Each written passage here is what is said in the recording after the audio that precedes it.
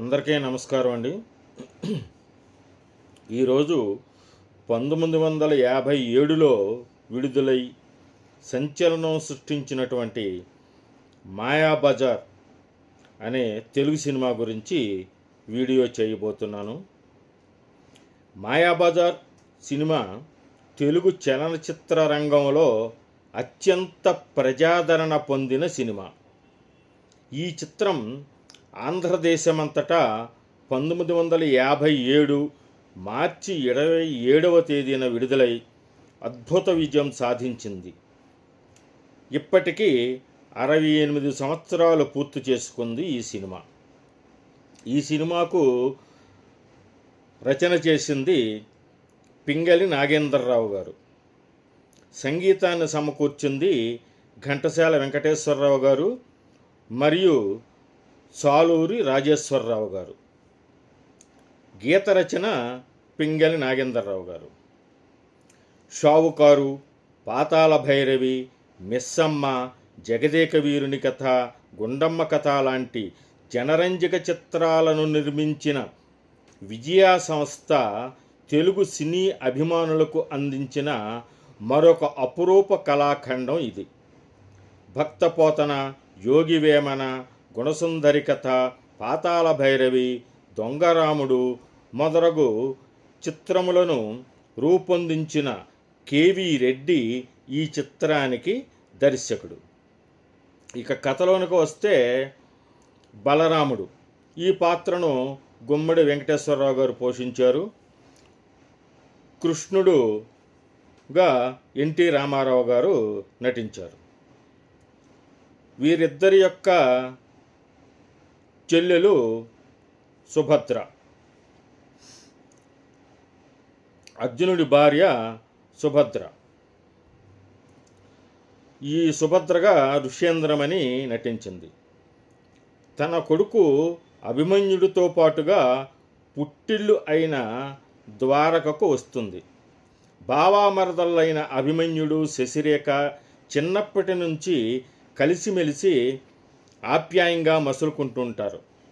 బలపరాక్రమాల్లో పాండవుల వారసునిగా నిరూపించుకుంటున్న అభిమన్యుడిపై ముచ్చటపడిన సందర్భంలో కృష్ణుడి ప్రోద్బలంతో సుభద్ర అన్నగారు బలరాముడిని వరం కోరుకొని తన కుమారుడు అభిమన్యునికి శశిరేఖని ఇచ్చి పెళ్లి చేసే విషయంలో మాట తీసుకుంటుంది. ఆ పైన సుభద్ర, అభిమన్యుడు ఇంద్రప్రస్థానికి తరలి వెళ్ళిపోతారు. ఇంద్రప్రస్థంలో వైభవోపేతంగా జరిగిన రాజసూయ యాగంలో అగ్రతాంబూలం అందుకొని వెనుదిరిగి వచ్చిన కృష్ణుడు తోడు వెళ్ళిన సాత్యకి ధర్మరాజు పంపిన సత్యపీఠాన్ని బలరాముడికి, అభిమన్యుడు పంపిన ప్రియదర్శిని శశిరేఖకి, అంటే అప్పుడు శశిరేఖ పాత్ర సావిత్రి పోషించింది, ఇస్తాడు. అప్పటికి పెరిగి పెద్దదైన శశిరేఖకు ఎవరి ప్రియ వస్తువు వారికి కనిపించే ప్రియదర్శిని పేటికలో తన ప్రియుడైన అభిమన్యుడు, ఈ అభిమన్యుడి పాత్ర అక్కినేని నాగేశ్వరరావు గారు పోషించారు. ఆ ప్రియదర్శినిలో అభిమన్యుడు కనిపిస్తాడు. రాజసూయ యాగంలో పాండవుల వైభవాన్ని, తనకు జరిగిన పరాభవాన్ని తలుచుకొని అసూయ చెందే దుర్యోధనుడి పాత్ర ముక్కామల ధరించారు. శకుని తన పాచికల విద్య ప్రదర్శించి జోదంలో పాండవులను ఓడిద్దామని సలహా ఇస్తాడు.